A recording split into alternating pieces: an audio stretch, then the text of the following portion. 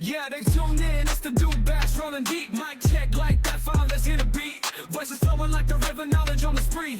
Every episode of Journey, come ride with me. Just hit play, it's a vibe, can't you see? The Dude Bash, we breaking it down. From the underground to the top of the town.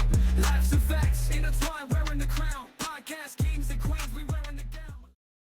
Right, I mean, well, he cared enough to throw a damn flag because we was on the sideline. Like our toes was on the white line. That white line is probably a yard thick, 3 feet. Yeah. Yeah, ridiculous, man. I mean, he had to run around the guys holding the yard markers. He didn't have to run around us. We were like in between the yard markers. How you gonna throw a flag on us? Yeah, he looked at us. You guys got to get back. I'm like, what? He's like, hey, I got the ball. Here, I got the ball. I said, well, throw it. He threw it at me, and I knocked it out of the air. He's like, well, I told you to get back. Talk to me, man.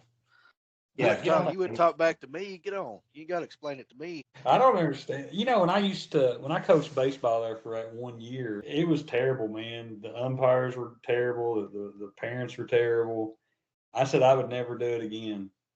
That was it. Our parents this year are actually pretty good. Last year, I thought I was going to have to throw down with a few of them, you know. But the group this year is pretty good. And you almost did throw down with a couple of them. Yeah. You know, and I think at this stage, when you get into like youth sports and stuff like that, you know, it should be, yeah, you want to win, but if you can teach those kids how to play and be good to the next level, that's what the coaches up there want. Yeah. Well, And I try to instill work ethic in them too, because the chances of a kid coming from this area and going to the NFL is like what, 1 in 3 million. I mean, so I could at least give them good work ethic so that when they go up the road and get a job at a boat factory, which is fine, they know what it's like to be pushed and talked to, like, you know, you're going to be talked to. Yeah, because the world ain't easy, that's for sure. No, I told them tonight, I said, you know, winners make things happen. Losers let things happen. You got to make it happen if you want it to. And that probably has nothing to do with football. I mean, it has everything to do with life, though. You can't just expect things to happen for you. But you know what I've noticed, and this is one thing I've noticed, and I don't know if you guys feel the same way, but if you work in an environment where people had played sports and know about teamwork, they usually pretty good workers. Yeah, if they have a background like that. It's been my experience anyway. Yeah, and most people that play sports usually end up going into some kind of police work or fireman work or something because they're used to working in teams, you know. Oh. And a lot of them go to the military. I always, when I was back in management and I used to have to interview people, you know, you could always tell the people who played sports and the people who didn't, because you'd start talking about, you know, getting stuff done as a team. They didn't have a concept of what teamwork was. And you could tell that. Well, you know what?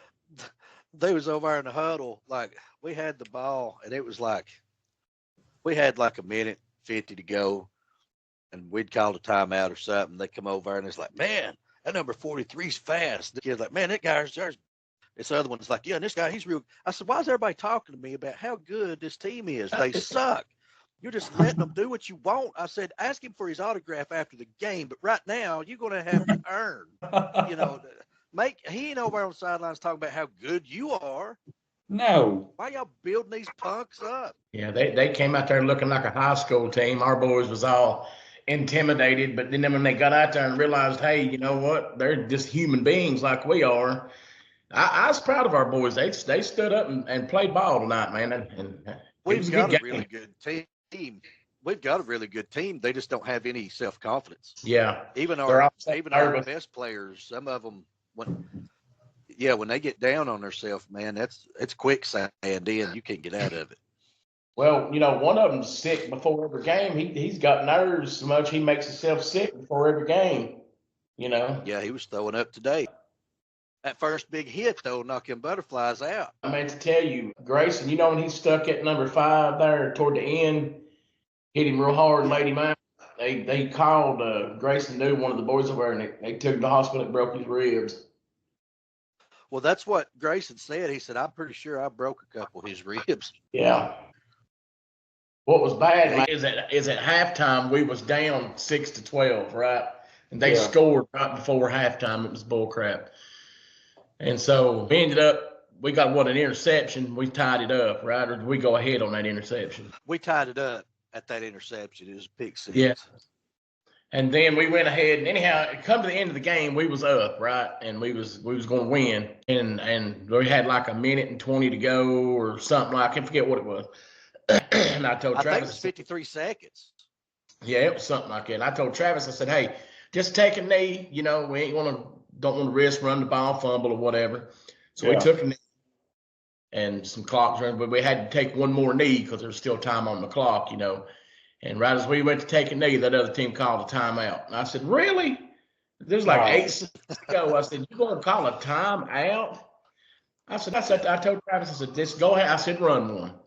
And sure enough, broke it and scored. It ended up being there was 8 seconds. 8 seconds. And so I told the running back, I said, look, do not go out of bounds. Just try to stay on your feet for 8 seconds. Try to extend it as far as you can. And he extended it 70 yards into the end zone. Man, that's awesome. But the contingency plan was, if they stop us on this 3rd down, we don't get a 1st down. We can line up to punt it and just tell the punter to run around until time runs out and then take a knee. Yeah. But it was pretty classless, him calling. With me telling our boys taking it, because we're not trying to score again, take a knee. And they tried to force us to run a play. I'm like, all right, then bit them in the butt because we end up scoring another touchdown on them. Yeah. Hey, I mean, if I was going to call timeout like that, there was a minute, almost a minute left. I think I would have called it after that first knee. Exactly. Instead of waiting for that second. Yeah, I mean, that was stupid. We could have probably not even ran the play, and they wouldn't even called delay a game, or just took the delay a game, went back 5 yards, and then took a knee in retrograde. It's got to be something. Do you think the moon messes with people like that? Because I do. They say it does. Yeah. When we worked at the jail, the jail, it'd be full on a full moon. The booking would be packed. You could bet on a full moon. Yeah, everybody acting a fool them nights. Hey, I'm telling you, I really think the full moon has got something to do with it, because it just seems like when there's a full moon, I'm a little bit more reflective about things. It's that wolf in you, baby. Praise God. It'd be something. Look here, this cup the boys got me for Father's Day. Well, I can't get it to. It says I'd shank a bitch for you right in the kidney. That's true love right there. That's Southern love, baby. Yeah, that's good times. Yeah, but I don't know. I think moons and stuff like that. I mean, I think planets, how they line up. I think all that stuff I think there's stuff to that. You're gonna start chanting, are you? Hmm? I said, you're gonna start chanting. I'm not gonna chant. Go out in the woods naked. Yeah, I need to. No, it's just weird when you sit and you think about how, like, all these planets line up sometimes and everything's in retrograde and all this other stuff, and it's like, yeah, whatever that means, I don't get it. I think, I know we got a lot of technology, but I think they just make things up just to keep people on the edge sometimes. You think so? Well, I mean, how is Mercury going to affect us? I mean, it's right next to the sun. It's the smallest planet.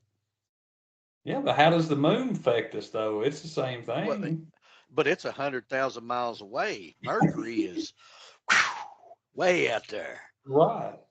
Maybe there's just something more to Mercury. I don't know. I mean, I believe in like horoscopes and stuff. So a lot of path numbers and all that other, numerology. I believe in numerology too. I like to tell you something for the full moon. Everywhere I go. You see what? Seeing 47 everywhere I go. Whoa. Yeah, I've seen number 47 ever since I was a kid. Everywhere I go. Huh. Yeah. Yeah, you What have. for? I remember back when you was little, you told me about that, and then I started seeing the freaking number. I don't know if that's just because I'm looking for it or what. It'd be 47 or 74. Like when I was in the Navy, they made me a supervisor in forward shop. I was always aft shop. They moved me in forward shop, made me a supervisor, and I was the trunk supervisor over trunk 74. But it's always a variation of 47, 74, something, you know. Wonder what, have you looked at the significance of that? Huh. I'll probably die when I'm 47. Something like that. Got 2.5 years to go. Now I'll come Fit in around a with, couple more cartons. I'll come around with a defibrillator. I'll get you. Hey, if you Google it, there's actually something called a 47 Club. I've not really looked much into it, but it's actually a phenomenon where a lot of people see the number 47. Yeah. I don't know why they do. Yeah. There's a thing, and I tell you this. I mean, I know we're probably never going to be able to talk about this except for tonight, but since it's like a free night, but we're sitting there talking about like stuff like seeing significant numbers and stuff like that. You guys familiar with a psychiatrist named Carl Jung? No. No. Okay, Carl Jung, he came up with the theory of synchronicity, where he said that there's no such thing as coincidences, that everything has a meaningful significance. Meaning, like if you sit and think about a song that you haven't heard in a while and then you hear it. Yeah. Yeah, I've heard about synchronicity. And if you hear something, or if you think about somebody you haven't seen in a while, like in like a year or so, you'll see them. And he said it's the universe sending you a message. And if the more receptive you are, the more you're going to be able to receive those messages. And I believe in that 100%. I remember when I was in school, like elementary school, I'd be, dazing off because I didn't pay attention. I was an idiot when I was a kid. And I'd always be thinking about a movie or something. I'd go home and be on HBO. Yeah. Synchronicity. Yeah. And things happen in a meaningful way. Like it's like the universe is really like zeroed in talking to you. And it's happened to me a lot. And the more you notice it, the more you see it. And I started really getting into Carl Jung a while back, and because he was the one that developed all those personality archetypes, the ego, the id, stuff like that. Oh yeah. So he's a pretty smart guy, and him talking about synchronicity and the way things happen, like you meet somebody and there's like no way you should have met them in the way you met them, but it just happened to be that you guys met that way. Stuff like that. I believe in synchronicity way much. Well, my grandpa was born on the Indian reservation in Cherokee. Yeah. And when he was 13, he ran away from home and he came to Knoxville. And he was driving a car and had a car wreck. And he got out, and the other guy got out, and they was talking. And the guy in the passenger seat was a woman, and that turned out to be my grandma. That's how they met. Wow. Oh, yeah. Married. Yeah, they had a car wreck. Like, you got to have some game. If you hit a guy in a car and be like, "So that's your daughter, huh?" Yeah, that's the Lord's plan, baby. Yeah, you look like somebody I'd like to see every other weekend. You look like somebody I'd like to pay child support to. Let's do this. Yeah. Well, I mean, they stayed married forever, but today it's, back then you could get married and had 12 kids and stay married 60 years. Nowadays, it's like, is this somebody that I think I could get along with every other weekend in about 20 years or? What do you think? What do you think about marriage today versus marriage 60 years ago? Like, I mean, what do you think? Do you think it's a throwaway? You think it's throwaway culture now? I do. I don't think anybody takes marriage seriously these days. Back in the day, I think it was kind of sacred, Well, did they take it seriously back in the day either, though? I mean, there's always people. I think it came down to, and I think you're right. I think they didn't. here's what I think, and maybe I'm wrong, but I think back in the day, the reason marriages lasted so long is that people didn't have as many options as they do now. Right. Well, and back then it was easier then because you didn't have as many outlets or things to get people in trouble. You know what I'm saying? Yeah. You know what I mean? Like Yeah. today, you can talk to any damn body in the whole world. It don't matter, you know. So as far as communication, it's limitless. You know, back then they didn't have things like that, and like Corky said, they took it more serious, you know. But a lot of people that got married back then, they were each other's neighbors before they ever took Right. anything to that kind of level, you know. So the families knew each other. No, they weren't arranged marriages, but you know, you always knew. Well, we got 14 daughters and they got 12 sons. Yeah. Eventually, they're going to marry up, you know. Somebody's going to get hitched. Yeah, at least 5 of them. Yeah. I think marriage today, I think as the generations keep going, I think it's one of those that, they really don't have to sit and work on anything because they're like, well, if it doesn't work out, I'll just go on Facebook and I'll just pull off my roster. It left me as soon as it went in my head. It left. It's gone. Yeah, I think social media, to me, I think it's really crippled marriages. But here's the thing about marriage. Marriage is one of those things. Hey, You got some echo, Matt. yeah, I know. All of a sudden there's an echo. It's probably me. I'm screwing with stuff. So It's all right. Stop it. That's the one thing about marriage. Marriage, it's really important because I read a study from these divorce lawyers the other night that said that 85% of people who get divorced the first time get remarried, like Yeah. within the first year or two. So it kind of tells you that even though it failed, they still want to keep doing it. Right. I think it's human. Well, I mean, Yeah. No, I mean, you gotta. Part of living is sharing your life with somebody else. But I remember what I was going to say is, you know, marriage back then, you didn't have any choice but to talk to each other face to face unless you was going to write a letter and let it take 2 weeks to get there. You might know a handful of people that actually know how to talk to somebody else face to face. They'd rather do it behind a keyboard or a phone like that. Like, I hate talking on the phone, man. If somebody calls me, I'll probably text them back. Hey, man, do you need something? You know what I'm saying? Yeah. A lot of times I'll do the same thing. I'd rather take a beating than talk on the phone. Yeah. Sometimes it's a lot quicker. You know, hey, what's up? Yeah, all right, cool. You got those people you can talk to, but, you know, you got other people. Go, hey, did you know Sissy's pregnant? Well, who the hell's Sissy and why do I care? You know? Or you got the people that'll call you and they're like, yeah, man, what's up? And you're like, what's up? Then they're like, and you're like, well, so why'd you call? You know, it's like you got to keep the conversation going, you know? Yeah. Crazy. yeah, it's one of those things where I think that, like you said, nobody wants to be alone, but then you get people who are just like, they get in these really bad relationships and they'll just stay in a bad relationship just to stay with somebody. Yeah. Hmm. Well, and then you've got them hopeless romantics that they'll get married. Mellencamp. Well, I just got divorced yesterday. Let's get married tomorrow. I'm not doing anything. I'm off tomorrow. Tomorrow's not a good day to get married, you know. Damn. At least give it a week. At least. But that's the thing about social media, though. I think what was it? Like maybe 25, let's say 20 years ago, man, you didn't have that threat of somebody whipping out their phone and saying, I can replace you tomorrow. Right. You have that now. Yeah. Right. And I It's think so that easy.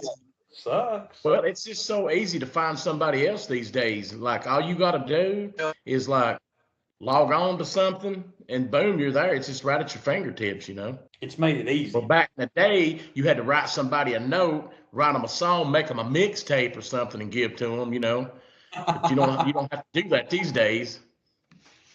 Well, No. see, my thing was is I never went up to a girl in high school. I always waited I might like somebody and I'd wait till there was opportunity to have a conversation with them, and then I'd try to be funny or something and make it to where they's like, hey, I like that guy. That's how I found all my girlfriends. So we're sitting down there before school starts. I think I was a sophomore, might have been a freshman. Either way, told Corky and y'all, I was like, that girl over there, man, I like her. Well, then this Tyrus gets up. Well, I'm gonna go tell her. Appreciate it. That ain't how I operate. I don't just walk up to them and be like, hey, what's up? That wasn't my bag. I didn't have a game like that. I talk to you. I mean, I'm not the best looking guy around, so I've got to have more to offer, and it's sense of humor. So I didn't go up to them and be like, check me out. You need me. That ain't how it worked.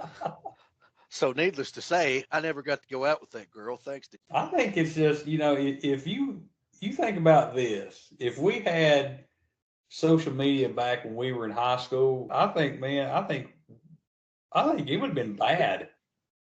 we'd be in prison. Oh yeah, because people done so much shady stuff back in the day, man. But like nowadays, kids can't get away with nothing because everybody's got a cell phone recording it and everything else. But Yeah.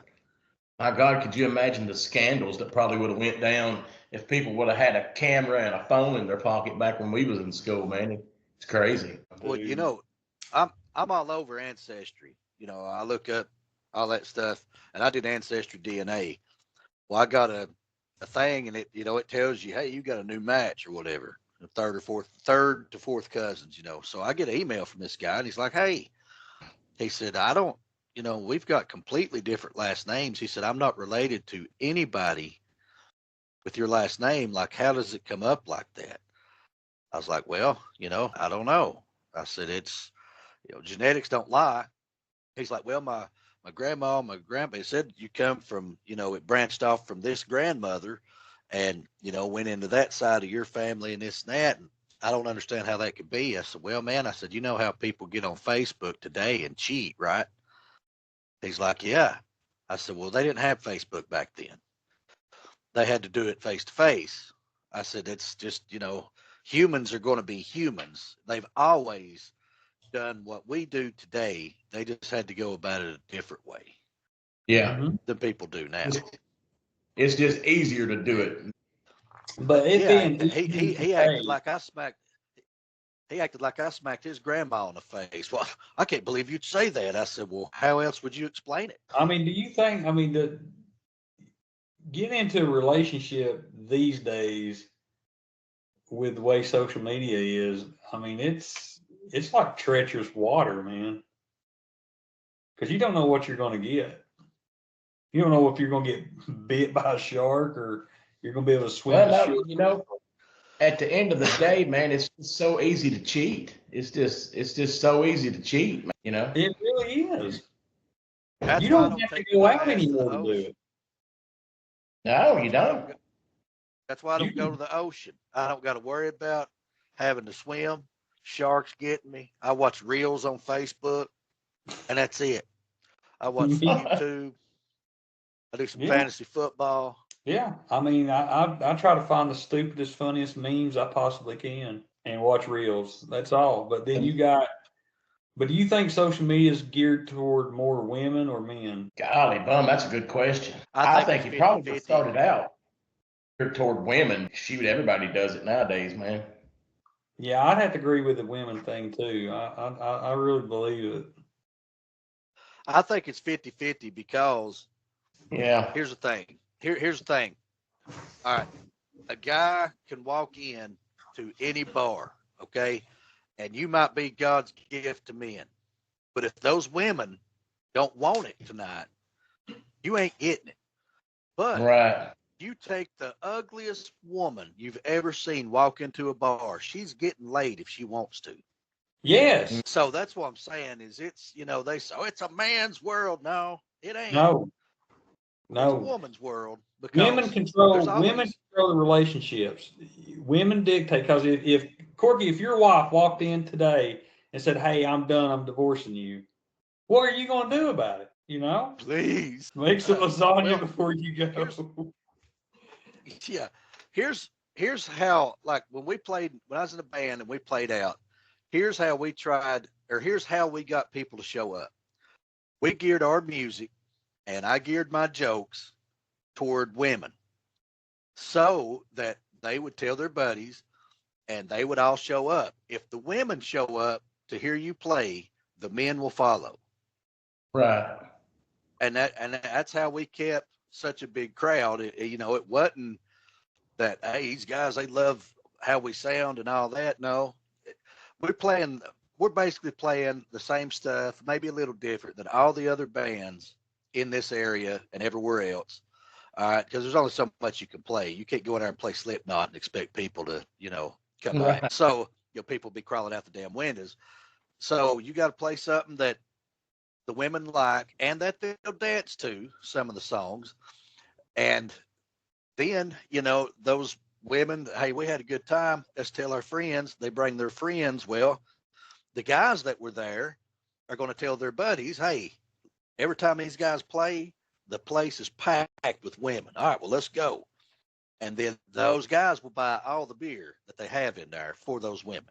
You know what I mean? That's So pretty good marketing. it's yes. So it's around. It's your women is your target audience in anything, because if the women are there, the men will follow.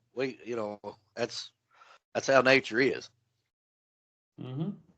Well, I've always said that everything a man does is for a woman because, 9 times out of 10, you want to drive a nice car because of women. You want to get a nice job because women like a man with a nice job. Maybe it changed a little bit after you've been as married as long as I am. I want a nice car now because I want reliability. I'm not trying to pick nobody up. I'm just trying to make it home from work without having to change a flat tire or Well, anything else. it ain't even don't even have to be anything that expensive. Let's take brushing your teeth, for instance. I Yeah. can't smell my breath, but the wife probably can. And, Yeah. if I want her to stay as the wife, I got to clean it up in there every now and then. You know what I'm saying? Yeah. So, you're right. And a woman will go on vacation to the beach because they like to lay out on the beach. You know why guys go to the beach? Because women lay out on the beach. Their final destination is women. They don't care where it's at. Hey, where you going this summer? I'm going to Antarctica, bruh. Chicks everywhere. That's I'm telling you. But That is- it's just like, women, and I told this to a bunch of people, over the years. I'm like, women control the relationship, whether it's a marriage or you're just girlfriend, boyfriend, whatever. The woman controls the relationship. She controls the tempo. She's like the point guard. Yeah. Even in some BDSM shit, okay? There's some women that like to be choked and whipped and all that. But here's the thing. The dude is still not in charge because that only happens if she allows it to happen. Right. So who's really in charge here? The women. Yeah, look, Women have always been in charge. Yeah. Yeah, Dang it, man. What happened to it? Because I'm going to tell you something. Men are always going to be there. If a woman, like you were talking about a bar, a woman can walk into a place, and if she's a 3 out of 10, there's going to be men hitting on her. Guaranteed. She don't have to be a 3 out of 10. There's some dude in there that'll hit on her. Yes. But you switch that role where there's a guy that rose up in there with like a wooden leg or something like that. Women are not going to go up to him and go, hey, what you doing tonight? It's not going to happen. Well, if every step he takes, he sounds like a maraca because all the scripts he's got in his pocket, they're coming up to him, guaranteed. Yo, homie, you got some Hydro 10s, some Xanax? Absolutely. Let's go get married. That's that McMinn County mating call, baby. Yeah. Are you a felon? Yes. I love you. That's How many felonies you got? Listen to this. I knew a girl one time years ago. She said that if a guy if she liked guys that were in and out of jail, and I said, why the hell do you like a guy that's in now jail? She said, because they're not boring. What? How much I more can boring think- can you be if you're in jail? I can think of other things to do with my Saturday night other than bonding somebody out at the jail, you know. Or going and visit them behind a glass, case. Yeah. What are you doing in Yeah. 3 to 5 years? Well, I guess coming to pick you up, guy. Hey, make sure and put money on my books before you leave, baby. Love you. Yeah, Yeah, I'll make she sure said get that. Jim She said script. nice. She said she had nice guys, and she said all they wanted to do was be nice and do normal things. She What, said build a she life wanted a guy. together? Yeah, she wanted a guy that you didn't What a know loser. was going to smack her or cheat on her or show up late, like late at night, drunk. She said she liked the not knowing what was going to happen day to day, Oh man. and she So- was serious so- about So this bitch was playing Survivor the home game. Is what it. she Yeah, said. why would you want that in your life? But there's people I out might there get like that. I might get to be here next week, or I might get choked off the planet tonight. You know, depending on how the vote goes. We But just I'm don't. having a good time. Yeah. But on the flip side of that, there are guys who like crazy women. Yes. But it's not for those reasons. It ain't like I need a woman with multiple personalities to keep me busy, you know. And it's different reasons. I mean, here's the thing, man, is you got to find somebody that you get along with. First of all, you can't get married to somebody that you can't be friends with, because if it's a lifelong understanding and arrangement, marriage, whatever, you've got to at least be able to be friends with these people, because that might be a 50-year commitment you're making. You can't. Yeah.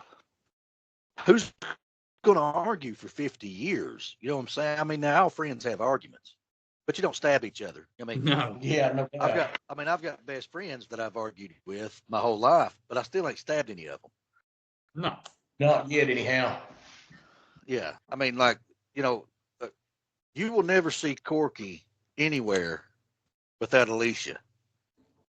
And you will hardly ever see Alicia anywhere without Corky. They get along Right. pretty good. They get along too good. You see them together, and then all their 15 kids are there. You know what I'm saying? That's awesome. I can't get all my damn kids to sit at the table at the same time. It's time to eat. And they like food, So, I mean, Yeah. it's got to be somebody that you can be friends with, I think that's where a lot of the problem is like you said, social media. You can paint a picture of who you want people to think you are all day long, and that brings them in, and then they get there and they realize, well, this dude's boring, but now they're 2 kids in and got 5 years under their belt together, you know what I'm saying, before they realize, hey, I don't even know this person. I don't even like this guy. That Yeah. happens a lot. That really happens a lot. And that's why I said, when people get together and they say, well, opposites attract, whatever. I'm like, bullshit. I said, here's the thing. If you go into a relationship and you've already got major differences, that's going to be a lot of conflict, and that's going to have you guys fighting.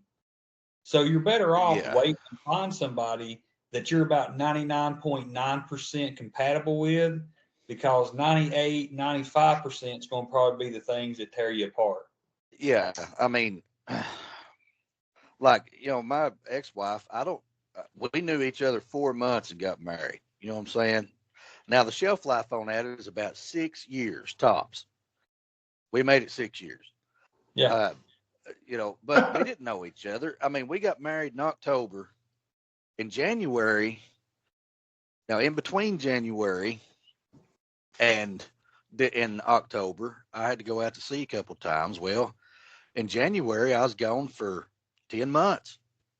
You know what I'm saying? Dang. Probably, and for her, probably the best 10 months of our marriage.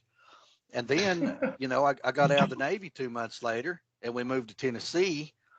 We didn't know each other. You know what I mean? So we got along for the most part, but man, we'd argue over anything. So I'm glad that I got married. I wouldn't have the kids I got. My kids are awesome if I hadn't have married her. But we just didn't. We were in too big a hurry. I think that's a big difference between now and back then too. Back then they wasn't in a hurry. to get married. They knew this is the long game. I'm Yeah. gonna be married to this chick 70 years. I can wait 3 years and ask her every day to marry me. Now it's, hey, nice to meet you. I think you'd look pretty naked. Let's get married. Yeah. You got an OnlyFans? Literally what it's Yeah. like. Because Well, you get into something, you're like, oh, hey, I hate camping. Oh, I love camping. Well, damn. Here we go. Something that should have come out on the first date. That's why you Not got the to put all first. your cards on the table at the very first time, because you don't want to get into a year or 6 months to a year and then something major comes up where you're like, oh, hey, I don't want kids, by the way. Oh, well, I do. Oh, Well, okay. right. Well, this sucks. You Yeah, need to it's hash better to that have stuff out pretty early, man. You have to. It's better to have an ounce of pain now than a pound later. Yes. And that's Yes. words I live by. Yes. So- Because if you got to be 100% honest, because in relationships, I would rather for somebody just to be 100% honest with me. I'm like, okay, yeah, that sucks, but at least we're not a year into it.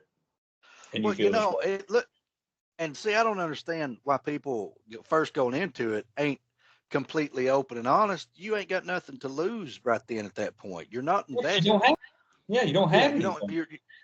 There's no investments being made. Here's what I want. Do you want those things, or at least willing to meet me halfway? If the answer is no, the search continues. If it's yeah, well, we can work towards something. You know what I mean?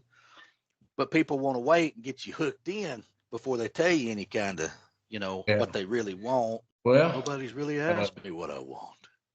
well, let me ask you guys this. We've been talking about relationship stuff. Do you think the world is a better place now, or was it better 50 years ago?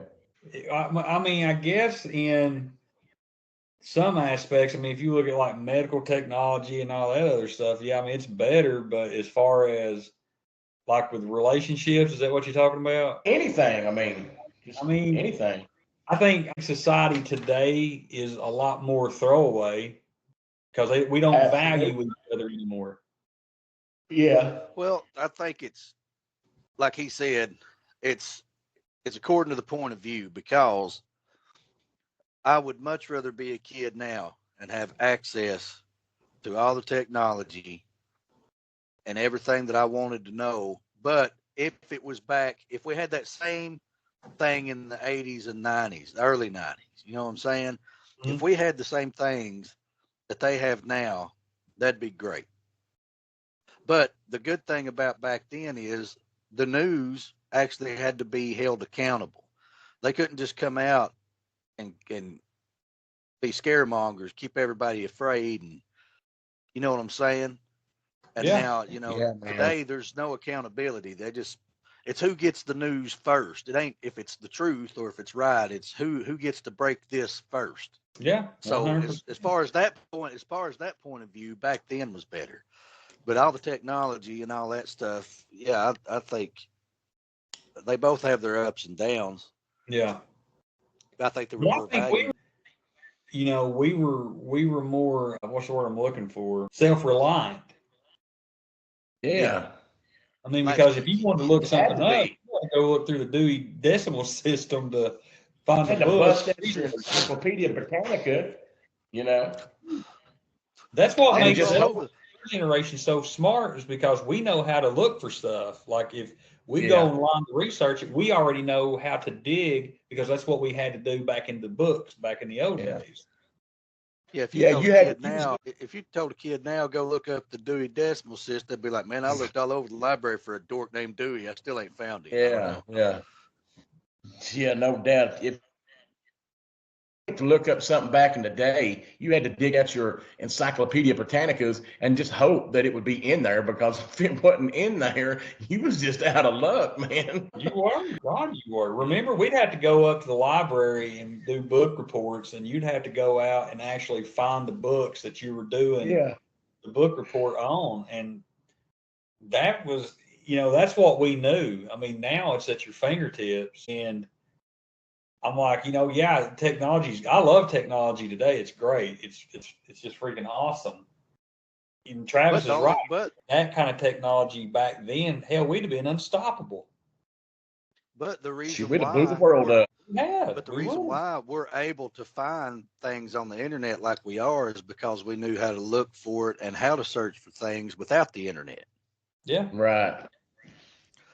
So I mean, yeah. computer's I only going to do totally agree. what you tell it to do. Right. Right. Yeah, it's like I've always said. I mean, it's like guns don't kill people. It's the people who pull the trigger and do it with bad Yeah. intention. One of our kids asked after practice the other day, asked Corky, he's like, "Hey man, could I get your number? I ain't got any of y'all's number and I need to communicate with you." He's like, "Yeah, man, my number's," he started telling him, he's like, I ain't got a pen. I said, "What you need a pen for?" Well, so I remember it. Dude, we used to have to remember every phone number to everybody we knew. We didn't have a phone book. I mean, we got one in the mail, but it went in a garbage can next to the mailbox. We didn't need a phone book. We Yeah. memorized the numbers. I God, mean, what happens do you remember your home phone number? every one of them Do you really? See, I don't remember mine. and all my addresses? See, I I still remember my remember. address. I'm living next door to where I grew up. I still remember the password. Back in the 80s, it was a big deal with stranger danger. You got to Yeah, have a password if somebody comes up to the school to pick you up or something. They made it sound like we walked outside, checked the mail, somebody scooping us up in a van. yeah. So I had a little password then. I still remember it. It was Pumpkinhead. Yeah. Yeah. So if somebody rolled up to pick me up at school, Dad's like, if they don't say Pumpkinhead, you don't get in the truck. All right, cool. Well, whatever. That's pretty good. I mean, they made it sound like, there's just people waiting outside behind trees. There he is, get him. Hey, listen. Back in 1990, I was nearly kidnapped. Did you? God, yeah. Here's this. Did you know this story, Corky? Where's he at? I think he's frozen in Am I time. gone again? Yeah, you've No, been there he is. gone. He's back. You're off and on. He's back. Yeah. Okay, so here's the story. It was July of 90. I was 12 years old. There was nobody at home that day. Like Daniel was gone. I don't know where Corky was at. He wasn't around. Of course, you were in Etowah. He wasn't at his grandmother's house. It was just me that day. So I just got on my bike. I'm just pedaling around town. I go out and shoot basketball with a couple people right there behind the bank. Well, you know where the fire department is now? They used to have an old Eureka plant. Remember that? Yeah. Okay. Well, you've got the Eureka plant, and they've got that trucking place there now. It hadn't moved, so you had this alley where you had the Eureka plant, and you had that trucking place, and there was a little alley, and then you had the railroad tracks in front, and above you was like this canopy of trees, and it was really super shady there. So I went to Wilson's and got a Coke, and I pedaled into that alley, and I'm just sitting there on my bike looking toward the railroad tracks cooling off. And I'm probably not there maybe 5 minutes, and this white Cutlass pulls in, and two dudes get out and start chasing after me. Are you kidding me? I swear to God. So You I never get told on, me I'm on about my this. bike, and I have nowhere to go but forward on the railroad tracks. So I'm pedaling on the railroad tracks screaming. These dudes are chasing me, and I'm pedaling going back into town. And I look back, and the guy is like maybe 3 inches from my shirt trying to grab him by the neck to grab me. Really? And the guy behind him is going, leave him alone. We're done. We can't get caught. We can't get caught. And I got right there to City Hall, and I didn't see him no more. So I went into Bill's pool hall, and Bill was sitting there at his counter watching TV on a little black and white TV. And I just ran in there, and he goes, what's wrong? And I told him what happened. Well, Bill got up and went on the sidewalk, and he asked me, he's like, what did they drive? And he kept waiting for him to pull out in the street, from around. They never showed up. I never saw that white Cutlass or those two guys again. It's probably Harvey I wonder what Weinstein. Dang. I wonder what the problem was. You owe I him don't know. money? Do what? Did you owe him money or anything? Dude, these were like 40, 50-year-old men. Was Really? Mark's henchman. It was that Yeah. vampire's henchman next door. Yeah, these guys were, and I tell you what, that really, the rest of that summer, I didn't go out by myself after that. You know what's the truth, Matt? What's that? Where you was parked, they was probably growing marijuana around there. Something I don't I don't know. know that I don't because think dude so, said we can't. He said we, I you don't know, we understand can't why get they would just caught. start chasing you though. dude. I don't know. I was sitting there just posted up, and it was just gravel right there in that Yeah, alley. it's still there. That little aisleway or little alleyway, it's still there. There's just not the Eureka plant there anymore, you know. But man, that's shady. That's the only Dude, thing I can figure is maybe they had some drugs stashed around there. Either that or you look like a little sweet vanilla popsicle to them, you know. I think honestly, see, I'd been out shooting basketball with a couple guys we went to school with, and I don't know if they had seen me, and I don't know, looking back on it, what, 35 years almost now. Looking back on it, I don't know if they'd been watching me the whole time or not, because, back then, I mean, hell, I was what, maybe 90 pounds? Yeah, I mean, I wasn't big, that's and crazy. dude, I never knew that. That's crazy. yeah, it scared me so much. Of course, I told my mom and dad, and they thought I was lying about it, so that was a waste of my breath. You should have Uh, you Well, should have kept your butt at the house. oh yeah, my mom yeah, had shouldn't have been riding no bicycle. had a Marlboro in her mouth, going, "Oh, okay, all right, okay, I'm sure you brought it on yourself, Matt. something." Yeah, that to me, that right there, man, that moment, it really scared me because Bro, that's I just think crazy. if he would have grabbed me, because I'm telling you, when I look back, dude had to be like 3 inches from the collar of my shirt. That's crazy. His mom would be like, "Well, I'm glad they brought you back. You got away. That way we can still carry on the taxes."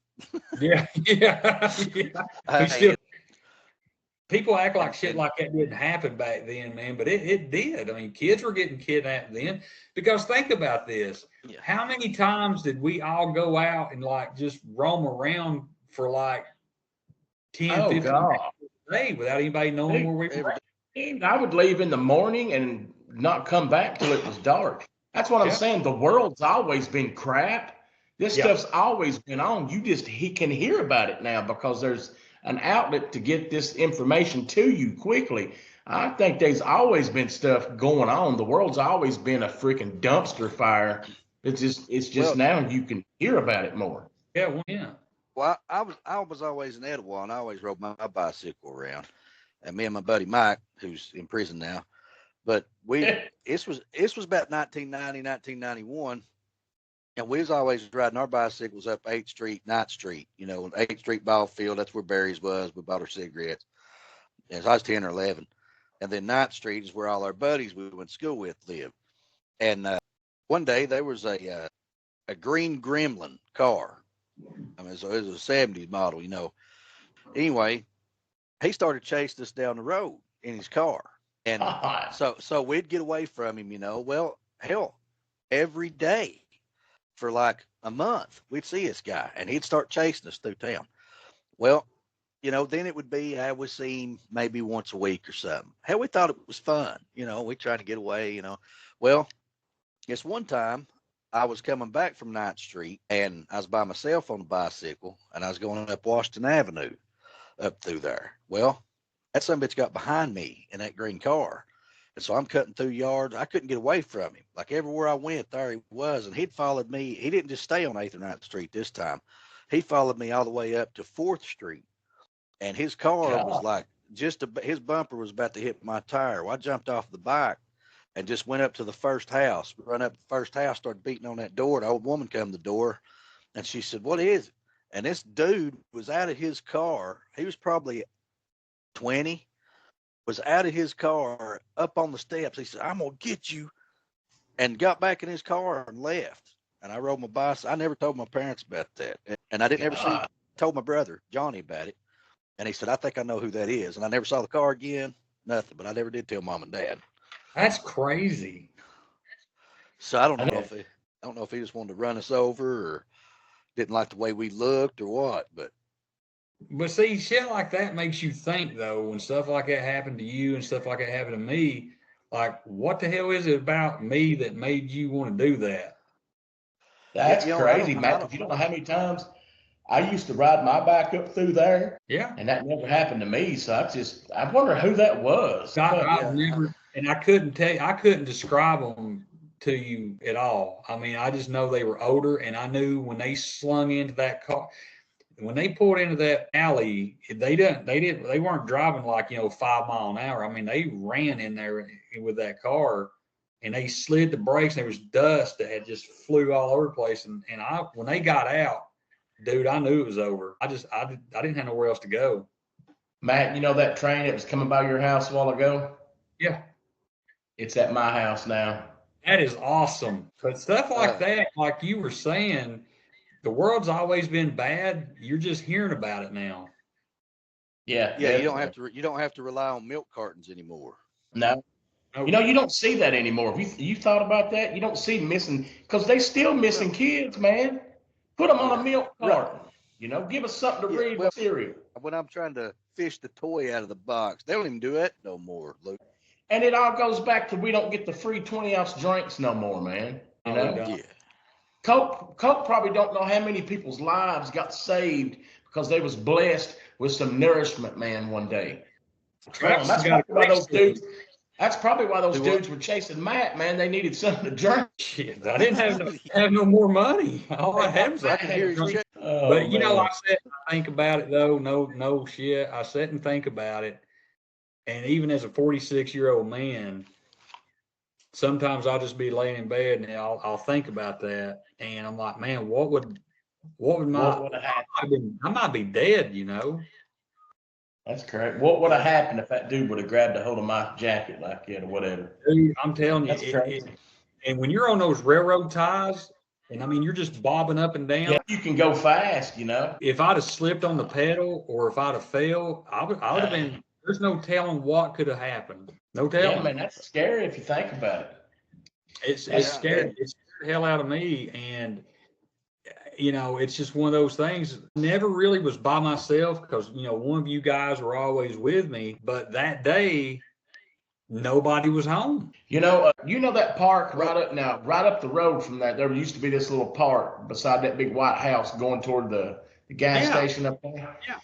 And that reminds me, there was a day when I was by myself and I was riding my bike up around through there, and there was always people over there playing in that park.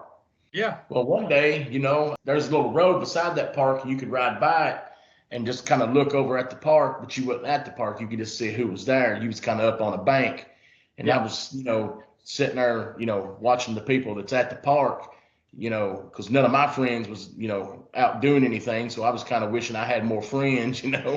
So I'm sitting there, and I remember all of a sudden dude, I've never seen her before. and he went away. He did. Sound like a good story though. It sounded like it's gonna Uncle be real. Donnie? What about Uncle Donnie? I don't know. I don't know if he's coming back. Women or men, that's irrelevant. She pulled a knife on me and stole my bicycle. Hey, dude, you're gonna have to go Hold back on, on this. hold on, man, Corky. Here's how it went. So there was this girl, and then for about 3 minutes, then it comes back, and so she pulled a knife on me, bruh. And None of that. you know what sucks is this whole thing we're recording probably sounds like crap. But so I was watching these people hang out, and all of a sudden this redheaded chick comes up the bank, and she is a lesbian or somebody that likes women, in a way she shouldn't. But anyhow, she was a lesbian, and she pulled a knife on me and stole my bicycle and took it from me. And I had to go get my mom to go to the park and get my bike back for me. Really? How manly is that? But I never will forget, she legit Well, you was a pulled kid. a knife and was going to stab me and made me give her my bicycle and made me walk home. Praise God. She sounds fun. She sounds fun. He does. Hey, Now, you know what? It happened in Inglewood. It ain't like it's a big town. I should have known who she was, but I don't. To this day, I don't know who it was. And if you pulled a knife on me back in the day and you're listening to this, come hang out with me because now it'd be a different story.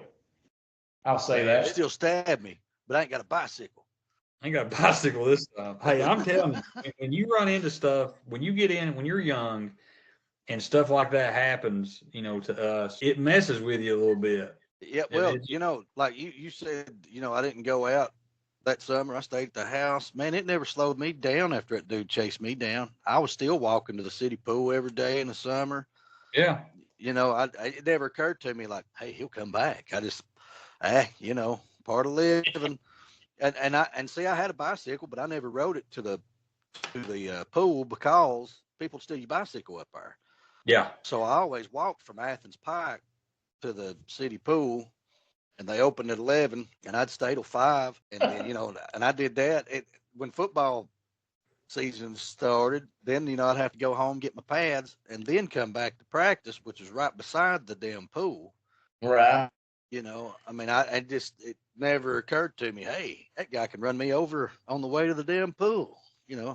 Like I said, I was a stupid kid. Well, it got to me where I was like, if they are that brave to do something like that in broad daylight, they may know where I live. It was scary. The rest of that summer was just weird for me because I know I was 12 and I think I was in 5th grade, maybe 6th. I think I was going into the 6th grade that summer. That's crazy, buddy. I never knew that, man. I'm glad he didn't catch you though, dude. Dude, I'm telling you, Yeah. it still haunts me, man. And it's like you said, you don't know that they wasn't watching you for a long time. I mean, how did they know that you just happened to be in there? They come in there knowing somebody was there. They did. Yeah, because I think, honestly, looking back at it, I think because we were shooting basketball right there at Wilson's, right there behind the bank. And I mean, hell, I didn't pay attention to who was driving and all that stuff. We were just playing basketball game. I was probably out there shooting ball and playing basketball for a good couple hours, before everybody dispersed. So yeah, I mean, stuff was happening back then, but it's like Corky said, you didn't hear about it much. Yeah, I didn't ever look in a car to see who's driving the car. I just knew I got to get out of the way so I don't get run over. But you know what though? Yeah. At that event, it changed how I raised my kids when my kids were little, because I wouldn't let them do the shit I used to do when I was growing up. There was no way. Me too. I'm the world's worst helicopter parent. I'm a helicopter parent, man. My kids can go if I got somewhere to park my helicopter. Yeah, that was me. I still am. I'm still the same way. Jace is 21 years old, and I'll still be like, well, you better call and check in with me, My nephews are 26, and they got to call my brother and let him know. They're like, one was in college up there, and he's like, you let me know when you get there. You let me know when you get you're passing mile marker 80 or some shit, That's just how it's got to be, man. That's just how it's got to be. Let me tell you this story right here. Today, I'm walking down to park, right? And there's like these 3 kids, probably about 4 or 5, and I would say maybe 10. All 3 girls are at the playground, and the grandmother's there with them. And I'm walking because I walk about 2 miles on that track, and there was guys out mowing. Well, I come down the hill. I'm about 1.5 miles left to go. Yeah, it's about a mile, about 1.5 miles in. Well, the grandmother decides she's just going to leave and leaves the kids. Good God. So she walks all the way over to where she lives, which is like 400 yards away. And I'm like, okay, well, I'm about to get ready to finish up my walk for the day, but I'm not feeling comfortable getting in my truck and leaving. And these, 3 young girls are sitting out here at the playground with no supervision whatsoever. So I just turned my music down on my earbuds and I just kept walking. I ended up walking 4 miles today. You just don't want to leave them by themselves, huh? Leave them by themselves. I kept my eye on them as I was walking the track, turned my music down in case somebody screamed. Maybe I could run and save them if something crazy happened. But I was just like, are you kidding me?